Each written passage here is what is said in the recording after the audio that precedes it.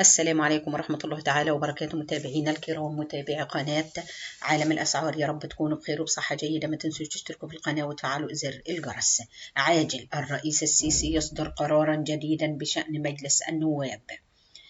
نشرت الجريدة الرسمية في العدد الصادر اليوم قرار الرئيس عبد الفتاح السيسي رقم 714 لسنة 2020 يقضي دور الانعقاد العادي السادس المنقوص لمجلس النواب اعتبارا من يوم الأحد 20 ديسمبر 2020، والذي يكمل به المجلس فصله التشريعي الأول بمضي 5 سنوات ميلادية من تاريخ أول اجتماع له. وكان قد أعلن الدكتور علي عبد العال رئيس مجلس النواب في اليوم 16 ديسمبر 2020 فض دور الانعقاد السادس من الفصل التشريعي الأول، وذلك خلال الجلسة البرلمانية التي شهدت مناقشة عدد من الاتفاقيات الدولية. وقال عبد العال الذي وجه التهنئة إلى الدولة المصرية ممثلة في القيادة السياسية لإتمامها العملية الانتخابية بمراحلها وانتخاب مجلس نواب 2020، كما وجه التهنئة إلى أعضاء النواب الفائزين بمقاعد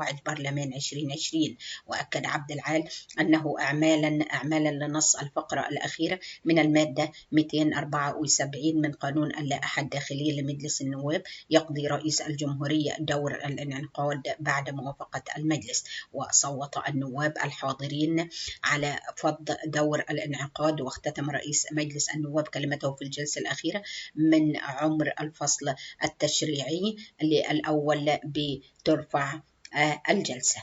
قبل ما ننهي الفيديو ما تنسوش تشتركوا في القناة وتفعلوا زر الجرس، والسلام عليكم ورحمة الله تعالى وبركاته.